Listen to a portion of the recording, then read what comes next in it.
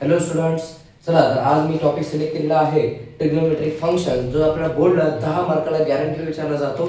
जे आपण 10 मार्क आपल्याला कन्फर्म करायचे असतील तर आज आपण हा टॉपिक पूर्ण क्लिअर पाहिजे. आपण सर्वांनी हा व्हिडिओ काळजीपूर्वक बघा, जेणेकरून आपले 10 मार्क कन्फर्म होतील. त्यामुळे बघा, आपलं प्रिन्सिपल सोल्युशन मध्ये लागणारा महत्त्वाचा पार्ट आहे तो म्हणजे हा चार्ट तुमच्या समोर मी ठेवलेला आहे. आता बघा, सगळ्यात महत्त्वाचा पार्ट काय इथे की पहिला क्वाड्रंट, दुसरा, तिसरा आणि हा चौथा, या 4 क्वाड्रंट मध्ये पहिल्या क्वाड्रंट मध्ये all trigonometry positive, it means sine cos, tan cos, sec cosec सगळे फंक्शन पॉझिटिव्ह असतात.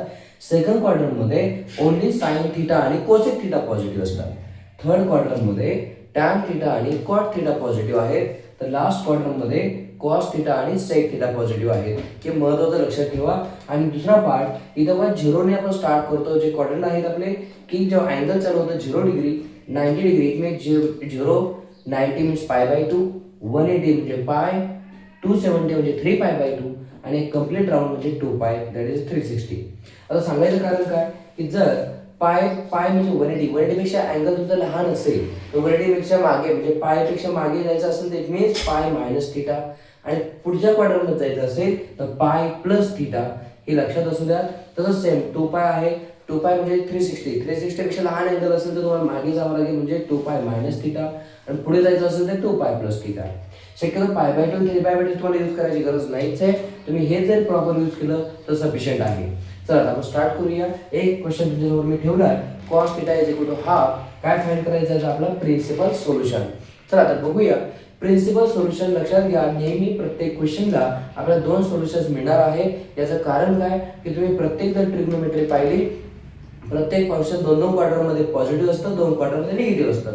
एखादा चला साइन थीटाच बघा, साइन थीटा पहिल्यामध्ये तर पॉझिटिव्ह आहेच, ऑल पॉझिटिव्ह मध्ये साइन आलंच. आणि सेकंड क्वाड्रंट मध्ये पण साइन थीटा मला पॉझिटिव्ह दिसतोय. जिथं जे फंक्शन दिसतं ते तिथं पॉझिटिव्ह आहे. आणि मग 2 क्वाड्रंट मध्ये पॉझिटिव्ह आहे तर 2 क्वाड्रंट मध्ये निगेटिव्ह पण आहे इथे, आणि इथे थर्ड आणि फोर्थ मध्ये निगेटिव्ह पण आहे. म्हणून प्रत्येक फंक्शन 2 क्वाड्रंट मध्ये पॉझिटिव्ह आणि 2 क्वाड्रंट मध्ये निगेटिव्ह. म्हणून प्रत्येक फंक्शनच्या तुम्हाला 2 प्रिन्सिपल सोल्युशन मिळणार आहे. एवढं लक्षात ठेवा. सम आपल्या समोर ठेवला आहे cos theta is equal to half. तर तुमचं पहिलं काम कॉस थीटा, कॉसच्या कोणत्या अँगलची व्हॅल्यू हाफ आहे ते ठरवा. Cos theta is equal to कॉसच्या कोणत्या अँगलची व्हॅल्यू हाफ असते तर कॉस 60 डिग्रीची व्हॅल्यू हाफ असते. 60 म्हणजेच असतो आपला पाय बाय 3. हे आपलं माहित असावं. डिग्री रेडियन सगळ्यांना माहित असेल अशी अपेक्षा करतो. तर मानतो बघा 30 डिग्री, 45 डिग्री आणि पुढचा असतो बघा 60 डिग्री आणि एक 90 डिग्री. 30 डिग्रीलाच म्हणतात काय रे पाय बाय 6, 45 म्हणजे पाय बाय 4, 60 म्हणजे पाय बाय 3, 90 म्हणजे पाय बाय 2.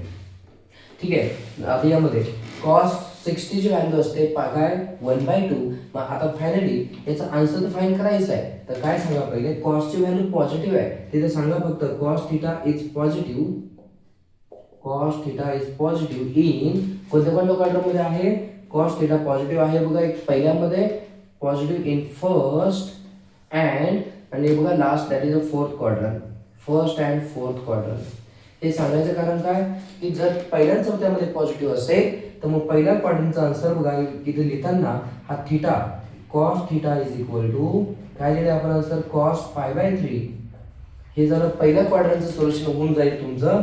आणि अँड पुन्हा तेच आन्सर रिपीट लिहा, cos theta is equal to cos in bracket काय लिहायचं कोणत्या पहिल्या क्वाड्रंटचं हे आन्सर असेल, फोर्थ क्वाड्रंटचं हे आन्सर असेल.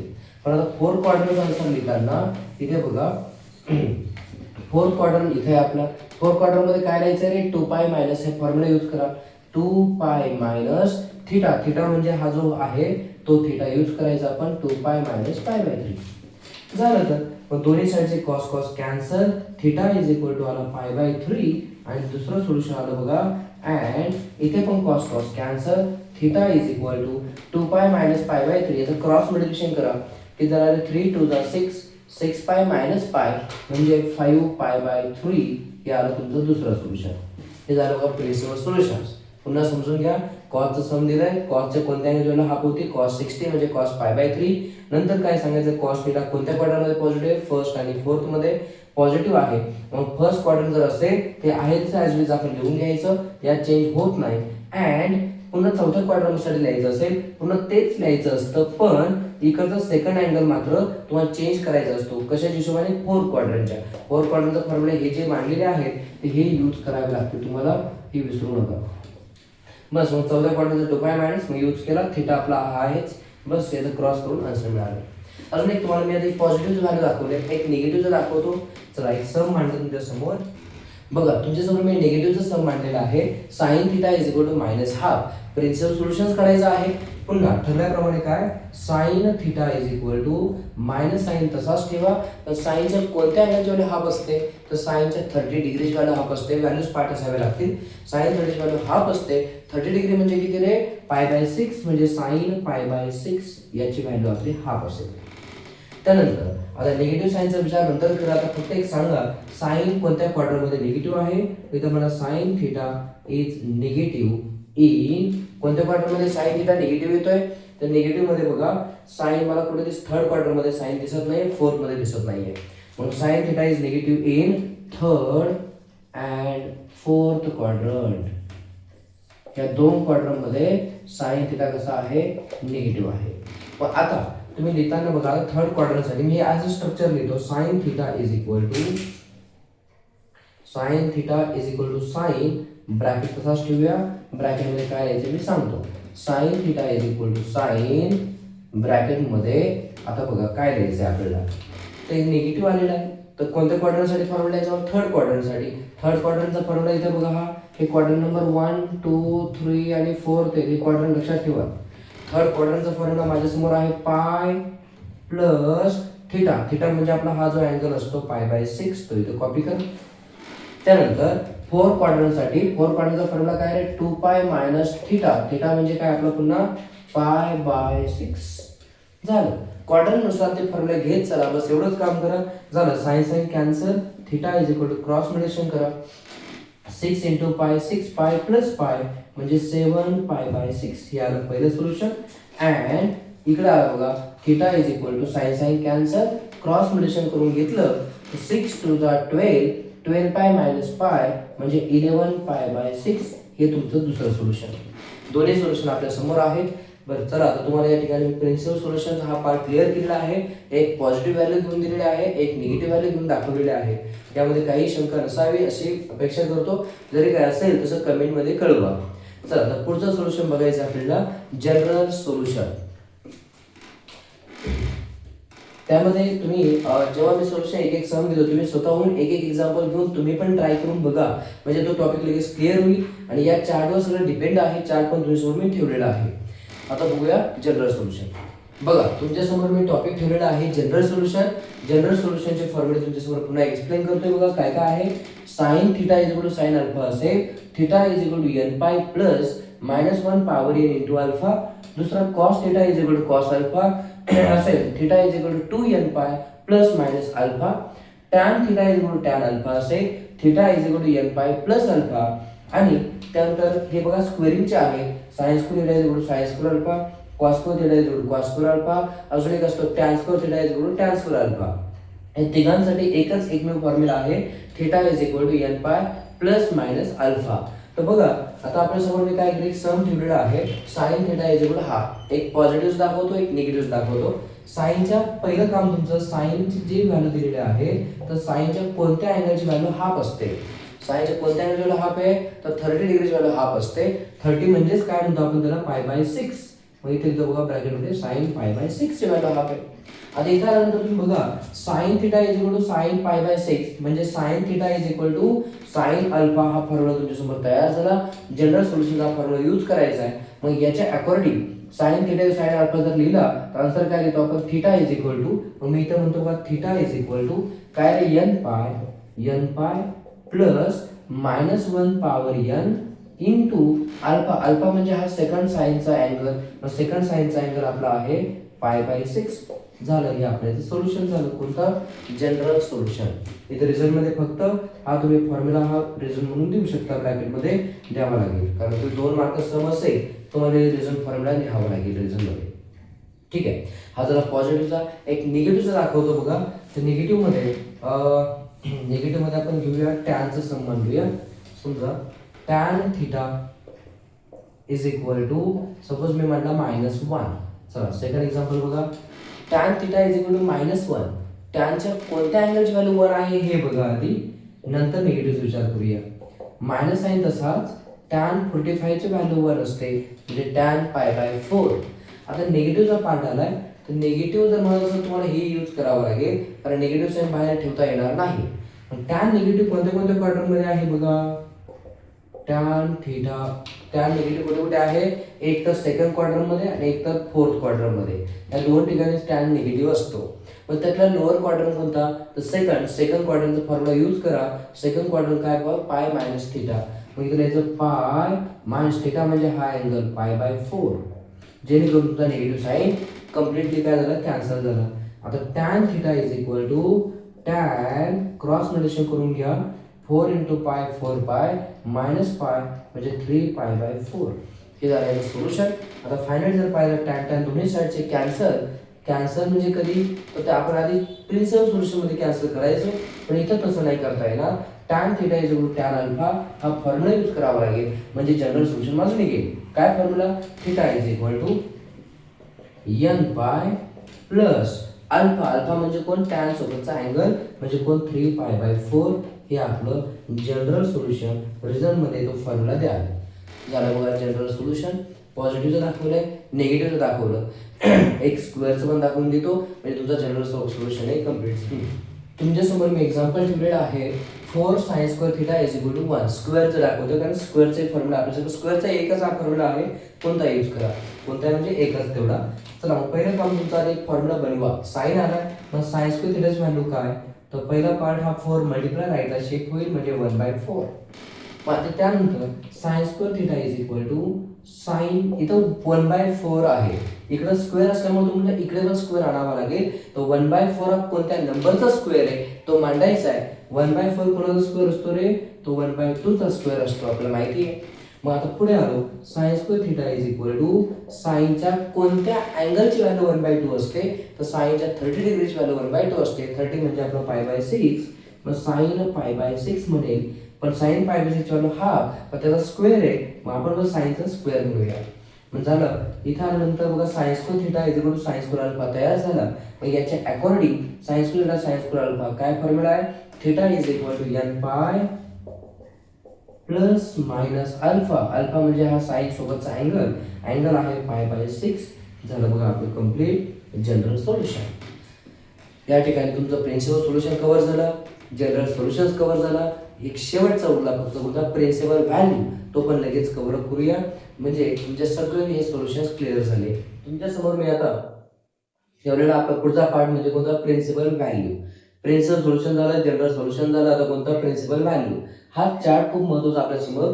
बघा हा चार्ट म्हणण्यापेक्षा क्वाड्रंट बघा, हा असाच लक्षात ठेवा, म्हणजे एकदम इझी पडेल. 0 π/2 पाय जाताना बघा आपलं पॉझिटिव्ह डायरेक्शन, आणि इकडे माहिती अँटी क्लॉकवाईज डायरेक्शन. आपलं क्लॉकवाईज डायरेक्शन काय होतं, अँगल निगेटिव्ह येतो. पण 0 इकडे आला बघा, क्लॉकवाईज ने तिथं आला -π/2 अँगल.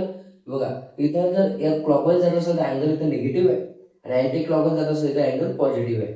बस अँटी क्लॉकवाईज जाताना इथपर्यंत जायचं तुम्हाला 0 π/2 पाय, आणि क्लॉकवाईज ने 0 to पाय. मग लक्षात ठेवा -π/2 आणि काय आहे तुमचा +π/2. ते सांगायचं कारण काय, की जर 0 पासून तो पाय पर्यंत, म्हणजे पहिला आणि दुसऱ्या क्वाड्रंट मध्ये, पहिला क्वाड्रंट आणि हा दुसरा क्वाड्रंट, दोन क्वाड्रंट मध्ये असतं तुमची रेंज कॉस इनवर्स आणि सेक इनवर्सची रेंज आहे. चेक करायचंय, कॉस इनवर्स 0 to पाय, पण हा क्लोज इंटरव्हल आहे, आणि सेक इनवर्स पण 0 to पायच आहे, फक्त एक्सेप्ट π/2, कारण त्या ठिकाणी तो नॉट डिफाईन जातो. सो असो, मग हा जर जेव्हा जेव्हा तुम्हाला पॉझिटिव्हचा पार्ट येईल तेव्हा तुम्ही हा क्वाड्रंट फॉलो करा, निगेटिव्ह पार्ट आला की हा क्वाड्रंट फॉलो करा. सेम याचं सुद्धा पॉझिटिव्हचा पार्ट आला की हा क्वाड्रंट तुम्हाला फॉलो करणं आहे, निगेटिव्हचा पार्ट आला की हा क्वाड्रंट फॉलो करणं आहे. मी असं लिहिलं काय, sine inverse, tan inverse, cosec inverse हे तुमची या क्वाड्रंट मध्ये असतील इथेच, आणि कॉस आणि सेक फक्त या दोन क्वाड्रंट मध्ये असतील. तर आपण सम घेऊन स्टार्ट करूया आणि बघूया. मी तुम्हाला एक बनवून देण्याचं टेबल, कारण काय की कुठे क्लोज इंटरव्हल आहे कुठे ओपन इंटरव्हल. बघा इथे साइनला मात्र क्लोज, हे पार्ट हाच आहे -π/2 +π/2, पण टॅनला पण तोच आहे, पण इंटरव्हल मात्र याला क्लोज आहे आणि टॅनला काय ओपन आहे. बस एवढाच फरक आहे, बस बाकी सगळं ऍज इट इज. सम आपल्या समोर ठेवलंय, एक्सप्लेन करूया. दिलेल्या समला काय करायचं, तुम्ही लेट एक्स म्हणा, x is equal to cosec inverse 2. आता काय करायचं, कोसेक आला, सेक आला, त्यांना शक्यतो आपलं काय करा, साइन कॉस मध्ये कन्वर्ट करा आणि आपण साधं एक फॉर्म्युला लक्षात ठेवा, साइन कॉस पाठ केलं तरी चालेल, एकदम इझी वे होऊन जाईल. म्हणून काय करायचं आपण, कोसेक जो आहे इकडे लेफ्ट साइडला शिफ्ट केला, पॉवर निगेटिव्ह आहे इकडे आला तो पॉझिटिव्ह होऊन जाईल, म्हणजे कोसेक एक्स. कोसेक एक्स ची व्हॅल्यू 2 झाली. कोसेक म्हणजेच कोण असतो रे, कोसेकचा रेसिप्रोकल कोण असतो, साइन, म्हणून मी ते साइन एक्स लिहितो आणि 2 चा रेसिप्रोकल 1/2 करतो. आता मला सॉल्व्ह करायला इझी पडेल. मग साइनच्या कोणत्या अँगलची व्हॅल्यू हाफ आहे, तर बघा साइनच्या कोणत्या अँगलची व्हॅल्यू हाफ असते, तर साइन 30 म्हणजे π/6 झालं. इथे आल्यानंतर आता इथे बघा साइनच्या अँगलची व्हॅल्यू आपण लिहिली π/6, फक्त इथे सांगायचं the principal value branch of, the principal value branch of sine, साइनचं फाइंड करताय, साइनचं सांगा, sine inverse of x is, साइनची रेंज काय असते ते लिहायची तुम्हाला, साइन इनवर्सची रेंज -π/2 टू +π/2. लक्षात ठेवा आपलं आलेलं आन्सर याच्यामध्येच यायला हवं. तर मग आता बघा साइनचा अँगल आपला π/6 आलाय, मग आपला आन्सर याच्या मध्येच आहे बघा, -90 + 90 च्या मध्ये, π/6 म्हणजे 30 डिग्री, म्हणजे ऑब्विसली पहिल्या क्वाड्रंट मध्ये, म्हणजे आपला आन्सर करेक्ट आहे. याच्यामध्ये या रेंज मध्येच येत आहे ना, म्हणजे करेक्ट आहे. मग इथं साइन साइन झाले कॅन्सल, म्हणजेच sine sine cancel, x equal काय उत्तर आलं आपलं π/6, आणि एक्स म्हणजेच काय होता, तर एक्स म्हणजेच माझा मग स्टार्टिंगला कोण मानला होता आपण, कोसेक इनव्हर्स 2, याचा आन्सर आपण मिळवलं बघा π/6. झालं सर, एवढं इझी आहे बघा, एवढं काही हार्ड नाहीये, फक्त थोडा या टेबल आणि हा चार्ट आपल्याला माहित पाहिजे. तर अजून एखादा दाखवतो, एक पॉझिटिव्ह दाखवतो, एक निगेटिव्ह दाखवतो.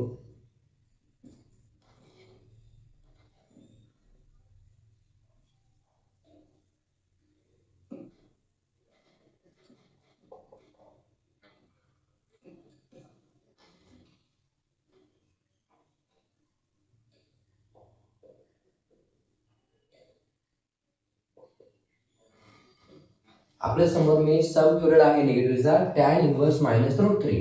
चला तर बघूया, जे सम दिले त्याला काय म्हणायचं सांगितलं तुम्हाला मी, let x is equal to tan inverse of -√3 as it is. त्यानंतर tan लेफ्ट साइडला शिफ्ट करा, तो tan होईल x, tan जो पॉझिटिव्ह झाला, कारण इथे इनव्हर्स म्हणजे निगेटिव्ह होता पॉवर, म्हणजे इनव्हर्स इकडे आला, काय आला positive, that is tan x. Right साइडला काय आले -√3. त्यांच्या कोणत्या अँगलची व्हॅल्यू त्यांच्या कोणत्या अँगलची व्हॅल्यू √3 असते, मायनस साइन तसाच ठेवू, tan 60 ची व्हॅल्यू √3 असते, 60 म्हणजेच π/3. आता पार्ट आला बघा निगेटिव्हचा, निगेटिव्ह आला असेल तर यूज कसं करायचं सांगूया. तर पुन्हा तुम्ही काय करायचे, tan x is equal to, इथं बघा tan, बघा tan इनवर्स कुठे आहे आपला, tan इनवर्स बघा इथे आहे, tan इनवर्स इथं आहे, इथं दिलंय पॉझिटिव्ह वापरा, इथं असेल तर निगेटिव्ह वापरा. आपण tan इनवर्स निगेटिव्ह म्हणजे इथं आलो, ते काय म्हणतात अँगल फक्त मायनस करा, दॅट इज -θ. मग इथं बघा आपला अँगल π/3 आला होता, मग मायनस साइन आपण काय करूया, tan अँगलला देऊन टाकू, π/3 ला काय देऊ, -π/3. झालं तुमचं निगेटिव्ह साइन टर्म, एवढंच करायचंय, तिथं बघायचं तो फॉर्म्युला यूज करायचा. मग दोन्ही साइडला tan tan कॅन्सल झाले, आपलं पण इथं फक्त ही रेंज सांगा आधी, the principal value, the principal value branch of,